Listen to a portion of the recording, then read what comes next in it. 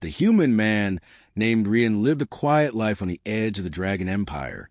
He had once been a traveler, a man who moved from world to world, always alone and always searching for a place where he truly belonged. But everything changed the day he met Seralith, a young dragon woman with silver scales and calm golden eyes. Their first meeting had not been peaceful. Seralith was injured after a sky battle and had fallen near Rian's small home. He had found her lying in a crater, bleeding and weak. She was larger than him even in her humanoid form, and he had been afraid at first. Dragons were known to dislike humans, and humans were often warned to never approach dragons. But when she opened her eyes and whispered weakly for help, something inside Rian decided for him. He picked her up, even though her scales burned like hot metal, and carried her inside his home. He treated her wounds carefully and stayed awake for 2 nights to make sure she survived. When Seralith recovered, she expected him to demand payment or protection, like most humans would when helping a dragon. But Rian asked for nothing. He just smiled and told her she could rest as long as she needed. This simple kindness surprised her. No one in the Dragon Empire treated her without fear or desire. And slowly, she began to trust him. They talked while she healed. Simple talks at first, but then deeper ones. She asked why he lived alone. He asked what life was like among dragons. They shared food, laughter, and quiet evenings under stars. When the time came for Seralith to leave, she felt something heavy in her heart. She didn't want to go, and Rian didn't want her to leave either. But he didn't ask her to stay, because he didn't think he had the right. But she stayed anyway. Days turned to weeks, and weeks to months. Seralith helped around the home, learned human habits, and even taught Rian a few things about dragon ways. Her silver scales now glowed brighter, and her wings rested easily behind her. Sometimes, when she laughed, small sparks of fire flickered from her breath. People around the region began whispering about a human living with a dragon woman. Some said he was foolish. Others said he was brave. But no one came too close, because a dragon's presence was always a warning. One evening, under a red sunset, Seralith finally told Rian the truth about her feelings. She said she had seen many places, met many dragons, and walked through many worlds, but she had never met someone like him. He treated her like a person, not a weapon or a ruler. Rian, with his simple heart and steady words, admitted that it had fallen for her long before he even realized it. He had never felt safer or happier than when she was near.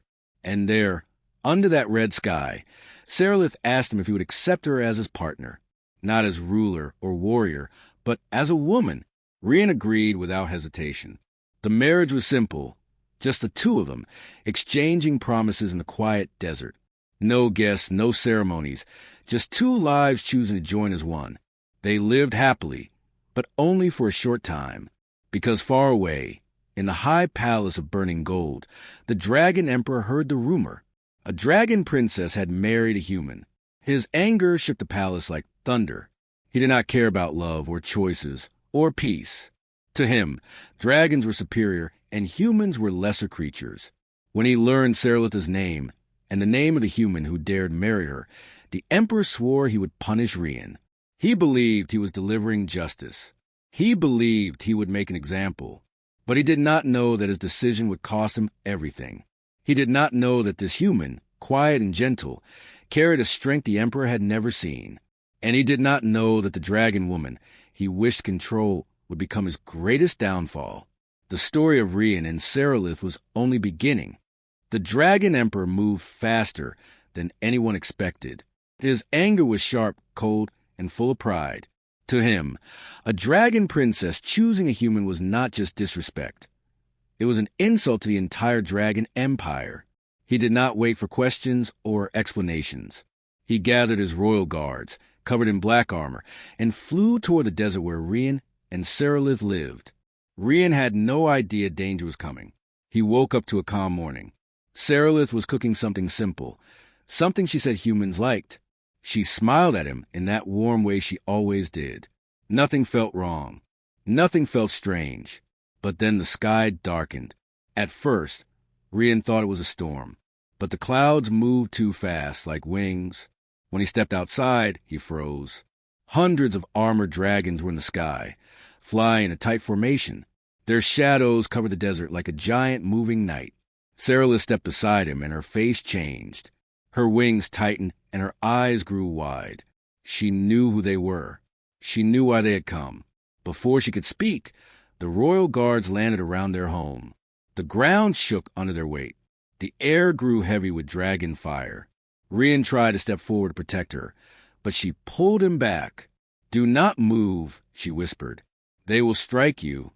The guards made a path, and then the Dragon Emperor landed. His wings were massive, his scales gold like burning suns, his eyes sharp like blades. He did not look at Serapis first. He stared directly at Rian, as if the human's existence offended him. Rian felt fear, deep and cold, but he did not look away. The Emperor finally spoke, his voice echoing across the desert. "Human, you have broken the sacred line between our kind. You have taken what is dragon. For this, you must be punished." Serapis stepped in front of Rian, her wings wide. "He did nothing wrong," she said. Her voice shook, but she did not back down. "I chose him. You cannot punish him for my choice." The Emperor's eyes narrowed. "You are a princess of the royal line. Your choices belong to the Empire, not to you, and certainly not to a human." Rian clenched his fists.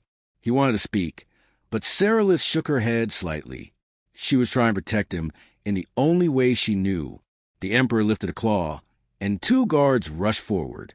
They grabbed Rian roughly, pulling him away from Serapis. She tried to push them off, but more guards held her back, forcing her to her knees. Rian struggled, shouting her name, but he was too small against the force of dragons. The Emperor stepped closer to him. "Your life will not be taken," he said. "Death is too easy for someone like you." His voice was cold. "You will suffer instead." He raised his claw again, and energy gathered in his palm, bright, red, and burning like molten fire. Rian felt heat cut into him, scorching his skin. He cried out as the fire touched him, not killing him but marking him. The smell of burning filled the air. Serapis screamed his name, tears falling from her eyes as she struggled against the guards. But they held her tight, forcing her to watch. The Emperor burned a symbol across Rian's chest, a mark that meant shame, weakness, and rejection in dragon culture. To dragons, this was worse than death. It meant he was less than nothing. When the marking finished, Rian fell to the ground, shaking in pain. Serapis finally broke free. She rushed to him, holding him close. Her hands trembled, and her wings wrapped around him like a shield. The Emperor looked down at them with disgust. "This is your punishment, princess," he said. "To love a weak creature, to watch him break, to watch him suffer." Rian's vision blurred, but he could still feel Serapis' touch. She pressed her forehead to his, whispering his name again and again. The Emperor turned away. "We return to the palace," he ordered. "We are done here." The guards took flight, following him, leaving a storm of dust behind. Rian and Serapis stayed on the ground together. She cried quietly, holding him as if he might disappear. He tried to speak, but his voice was small. "I'm okay," he whispered. But he wasn't. The pain was heavy. The heat still burned in his chest. And worse, he knew what the mark meant to her kind. He had been branded a disgrace. Serapis looked at the mark and broke into more tears. "He should not have touched you," she said softly. "He should not have dared." Rian reached up, touching her cheek with shaking fingers. "I'm alive," he whispered. "That's enough." But she knew it wasn't enough. The Emperor's punishment wasn't only pain. It was a challenge, a message, a warning. Serapis looked toward the sky where the Emperor had flown away. Her gentle heart now carried something new, something sharp. She was no longer just a princess. She was a wife whose beloved had been hurt, and the Emperor had no idea what he had started. The Dragon Emperor thought the punishment was the end of the story. He believed the human would stay weak and hurt, and the princess would return to the Empire in shame. He believed dragons would laugh at the idea of a human standing up again. He believed nothing could come from a single man. He was wrong. While the Emperor returned to his shining palace, something very different began to grow in the desert. The Empire expected Rian to break. to stay down, to lose all strength after being marked. But Rian did not stay quiet. He did not stay weak. The heat in his chest hurt badly, but his spirit refused to fall. Seralith stayed beside him day and night while he healed. She cooled his burns with her hands, whispered gentle words, and rested her forehead against his when he shook with pain. But she also saw something new in him, a quiet fire rising behind his human eyes. Rian was not angry. He was determined.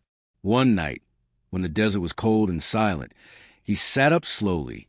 Seralith woke with worry, helping him lean against her. But he had something to say. "I'm not afraid of him," he whispered. Seralith looked shocked. "He is the Emperor," she said softly. "He rules millions.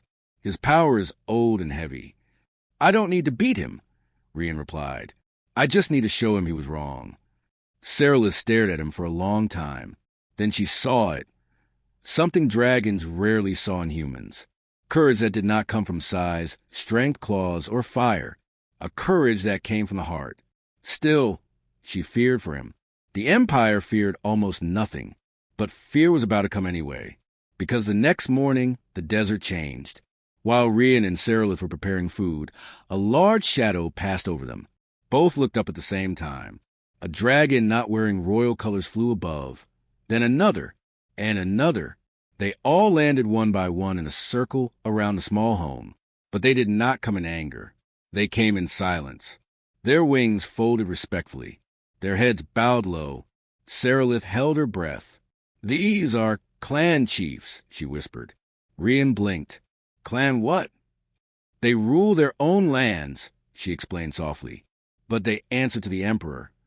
Rian asked, "Why are they here?" A large blue-scaled dragon stepped forward. His voice was deep and calm. "We came to see the human who did not kneel," he said. "The human the Emperor punished himself." Rian didn't know what to say. "I didn't do anything special." The dragons looked at each other, then laughed, a surprising sound, like thunder mixed with wind. Another dragon spoke. "A human married a princess. A human stood before the Emperor and did not tremble. A human survived the Emperor's fire and still stays beside her." Then the blue dragon lowered his massive head. "That is special." Seralith's eyes widened. She looked at Rian as if the whole desert had suddenly changed shape. More dragons began to arrive over the next few days, like the desert had become a gathering place. Some were young, some old, some strong leaders, some quiet wanderers. They all came for the same reason. They wanted to see the human who refused to break. They asked questions. They listened to Seralith explain how he protected her, how he stayed by her side, how he spoke to her with respect and care. Dragons were a proud people, but they respected courage and loyalty above all else. And Rian showed both. Soon, small stories began to spread among them. Stories that traveled fast. Stories dragons carried like wildfire. He faced the Emperor and lived. He stood between a princess and a hostile world.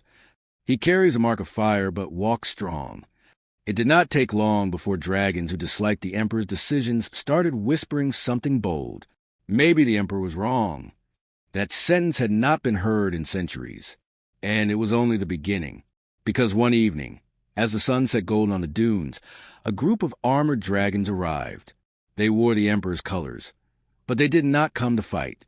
They came carrying scrolls and sealed messages.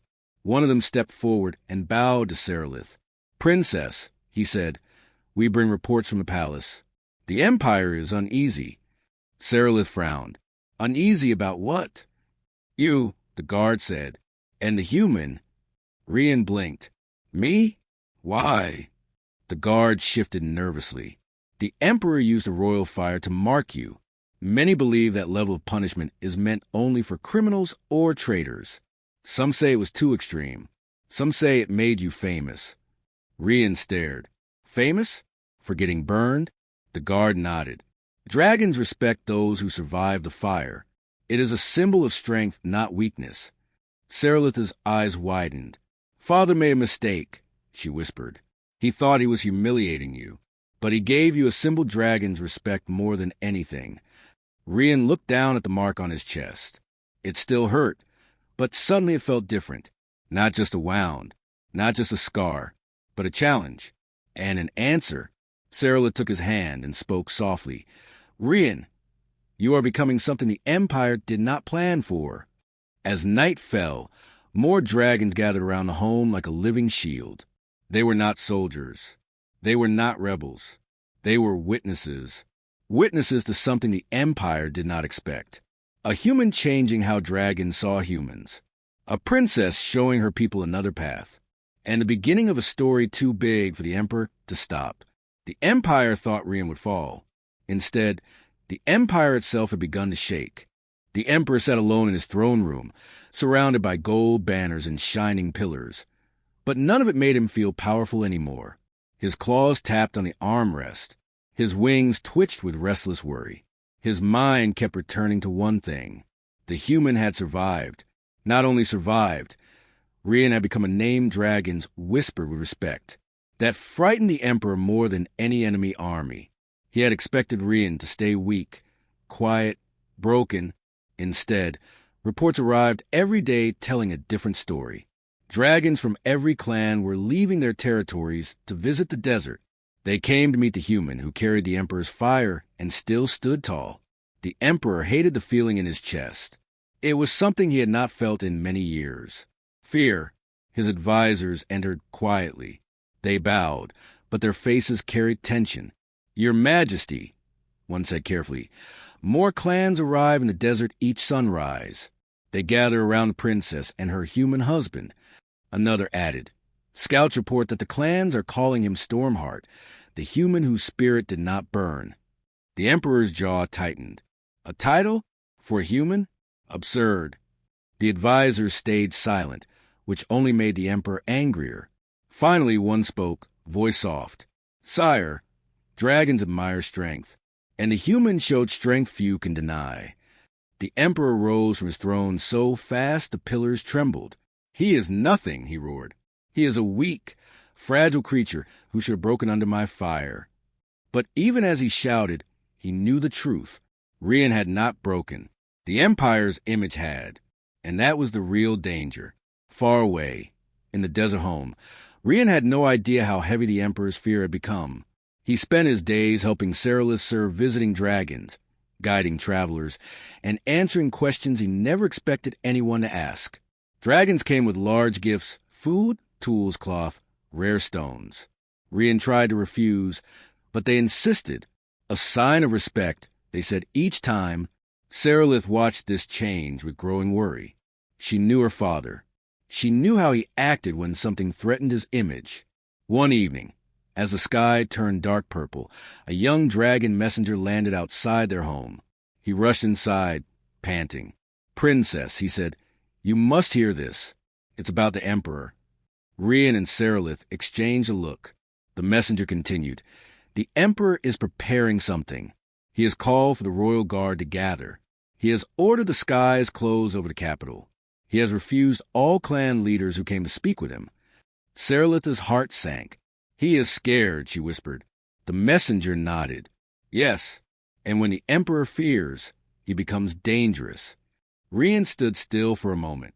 Then he spoke quietly. He thinks I'm doing this on purpose. Seralith placed her hand on his shoulder.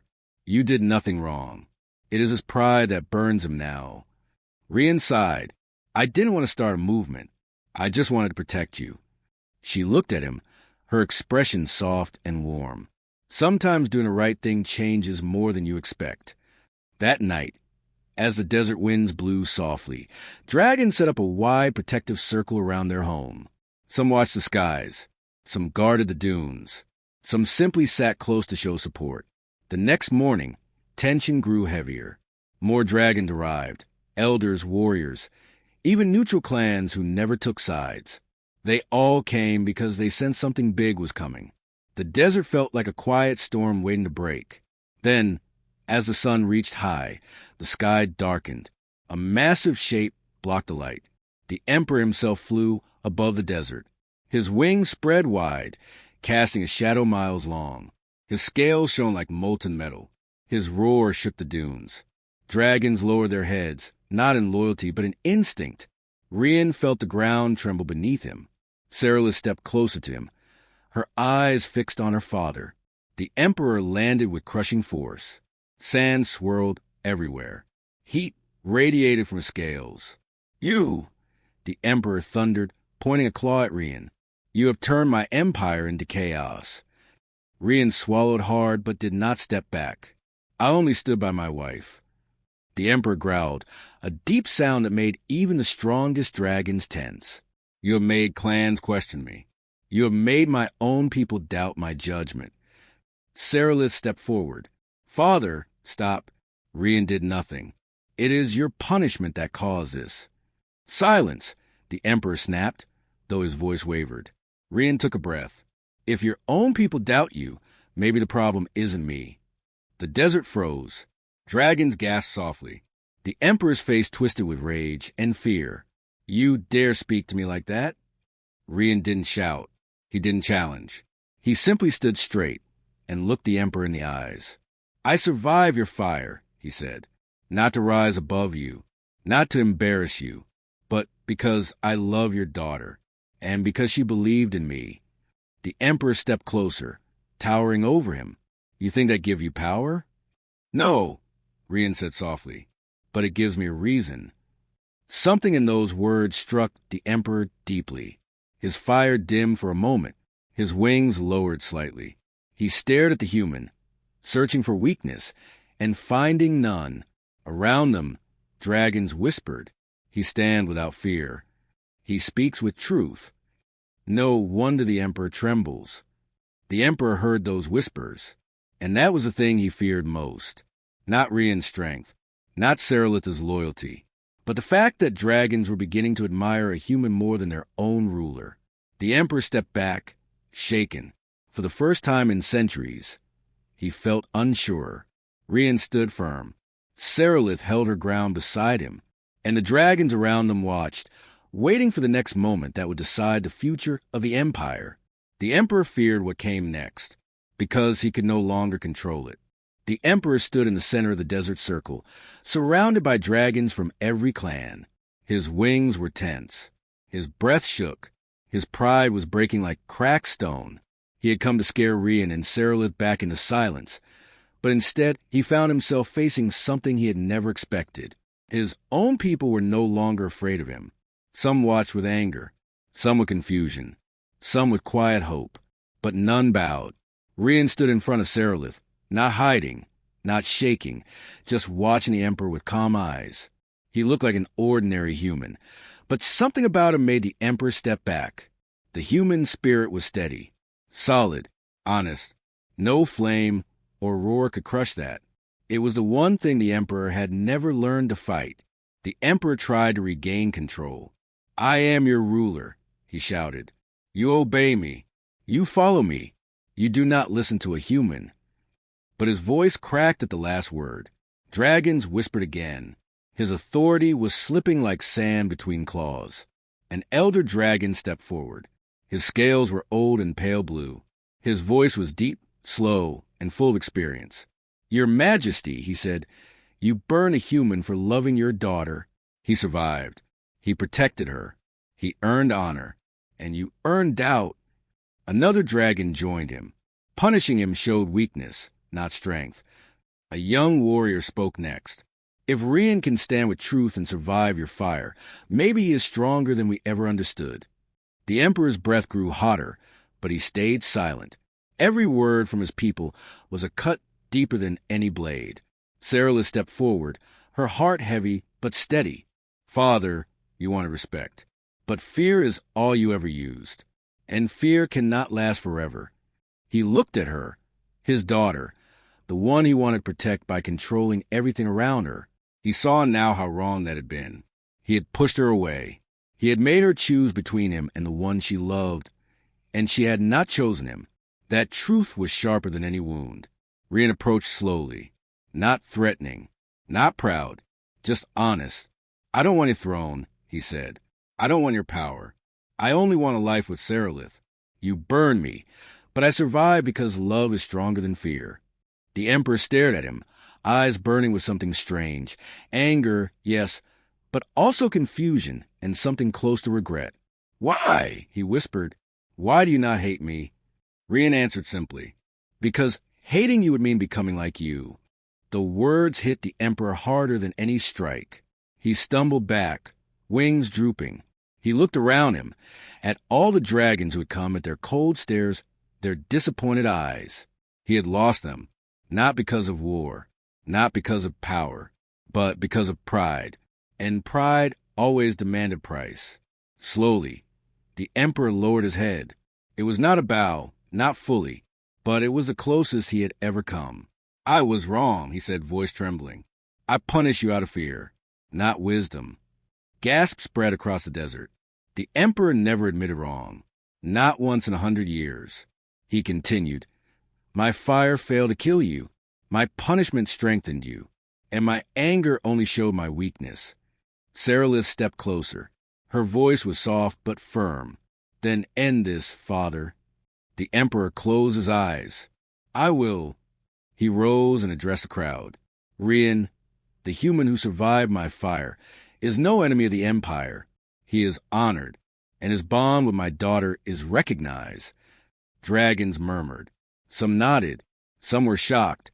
But the decision was made, clear and final. Then the Emperor turned back to Rian and Seralith, looking smaller than he ever had. "But the Empire cannot trust a ruler who acts from fear," he said quietly. "Not anymore." The elder dragon stepped forward, surrounding him. The Emperor knew what this meant. He did not fight. He did not roar. He only looked at his daughter one last time. "The price I pay," he said, "is stepping down." Seralith's breath caught. Rian felt the weight of the moment. The Emperor had lost a throne not through battle, but through his own actions. It was a punishment he could not escape. The clans accepted it. The desert wind carried the news swiftly. The Emperor had fallen. Seralith walked to him. "I did not want this for you." He looked at her gently. "I know, but I gave myself no other path." He touched her forehead softly with his claw, a gesture of a father who still loved his child. "Be better than me," he whispered. "You and your human." And then he walked away, escorted by elder dragons, no longer ruler. Only a dragon who had lost everything because he could not see past his fear. Rian wrapped an arm around Seralith as she watched her father go. She leaned into him, tears shining in her eyes. "You didn't want this," Rian said softly. "No," she whispered. "But maybe it will lead to something better." Dragons gathered around them. Some bowed to Seralith. Some placed gifts at her feet. Others simply said, "We stand with you." The Empire had changed. A human had changed it, not with war, not with power, but with truth. Rian looked at the sky, then at Seralith. "Whatever comes next," he said gently, "we face it together." She nodded, a small smile forming. Together, in that moment, the desert felt quieter, brighter, and full of a future no one in the galaxy had expected. The Emperor had paid the price, and a new beginning had just started.